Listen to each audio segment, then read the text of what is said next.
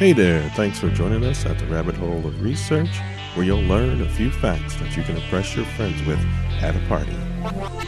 Hey, welcome back to the Rabbit Hole of Research, down here in the basement studio for the mini episode of the Nanomachines.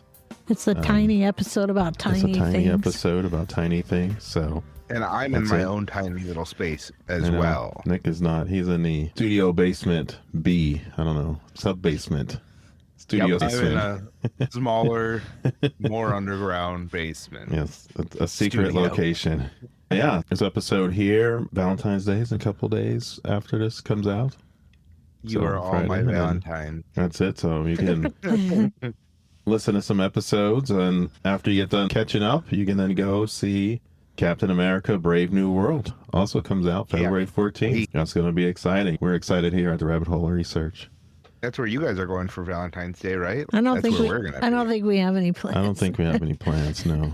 The other thing is that we just celebrated the official full year of release and episodes. February 7th, 2024 was the first episode, drops 1 and 2, and that started it all. So we've had our first birthday. So yes, we had our first birthday here. So congratulations, everyone out there for listening. Thank you.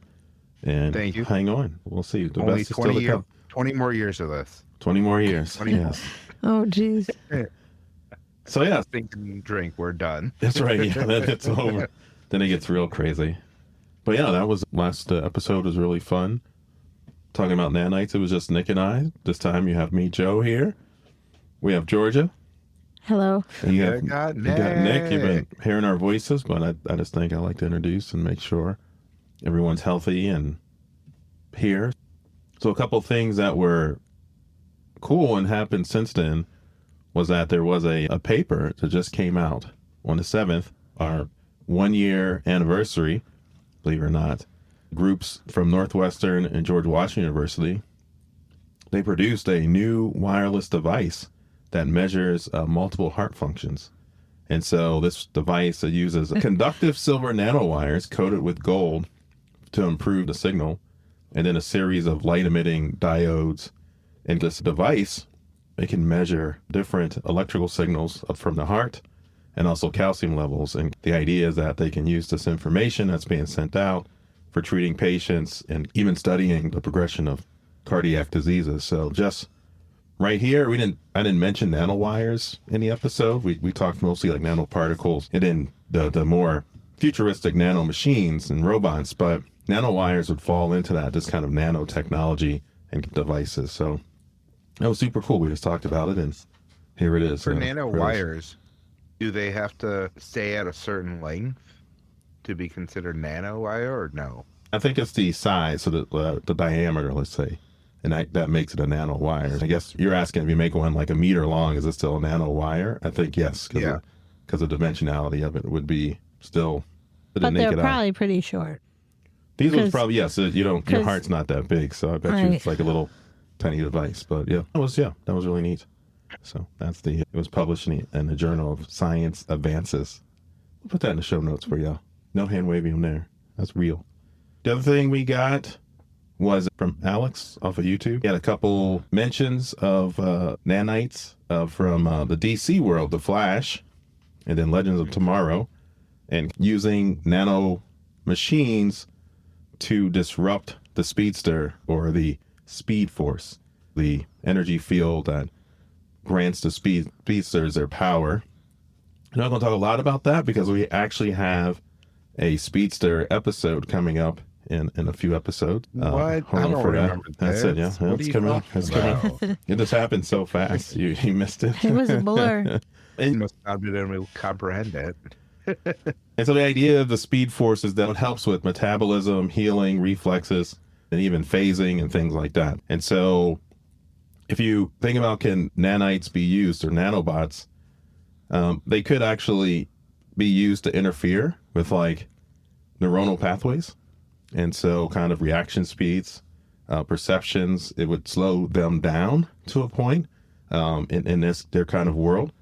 It could interfere with, let's say, cellular energy. So we talked a lot about that on the episode. Kind of these nanomachines can interact with cells. So you could actually get in, And so it could mess with their metabolism.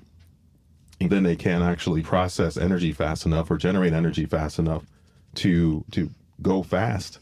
And then the other thing is, I'm a biologist, so I like to start with the biology, but on the physics side of it, the phasing, right? So that's some frequency. So they're moving so fast that their frequencies match up, so their molecules can phase through other objects, or they can even accelerate beyond kind of certain physical limits. And so if this is the case, you could use these nanobots to be a frequency disruptor, right? So they could actually be generating a counter frequency that kind of stops them from doing these kind of phasing things, or things that they can do using this speed force. Hand waving, lots of hand waving. But that's a couple ideas. I know Alex was looking for that. We do have the speed episode coming up, but I just thought I'd throw those out. So I just wanted to say that I really enjoyed the episode. I thought it was really good. I think it's probably good for me to sit out sometimes. But there's a Twilight episode. But I do want to mention. Twilight Zone. Yeah. I do want to mention. Let's find it here. Yes, Twilight Zone radio dramas. So that's a podcast. They go and reenact Twilight Zone classic episodes, but they also had some other newer episodes that weren't based on the show. So the Twilight Zone radio drama episode 100 was called Nanobots. Yeah, and I listened to it. It was actually it was pretty good.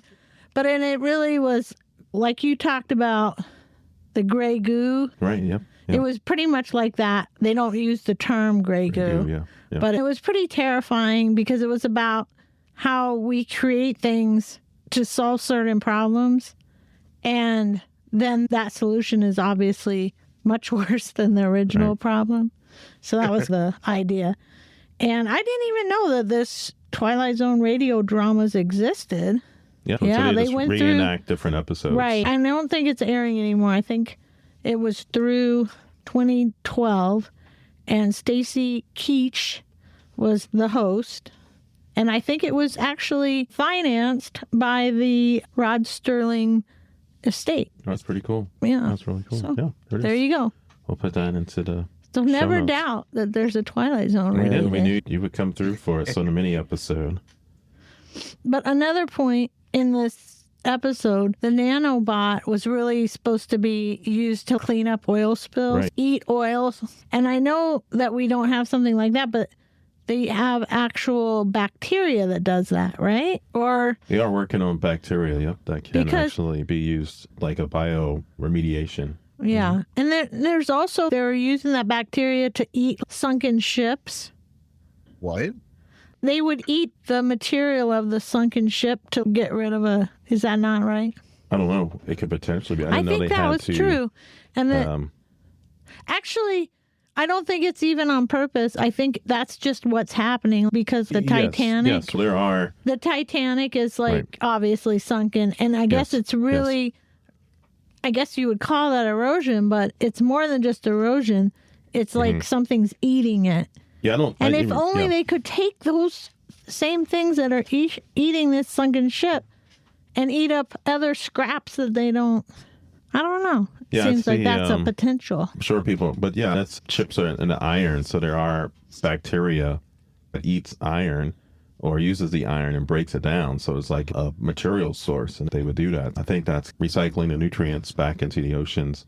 But I think you touched on that at the very end of the episode. You said, maybe we should do an episode about creating. So, I mean, I think the organisms you're talking about naturally exist. They're not human modified organisms. And so they're naturally occurring in the ocean doing their thing. And here's now a big giant hunk of iron that happens to the buffet that's in front of them. And they go and then they do their thing. And then we study and go, this is really interesting.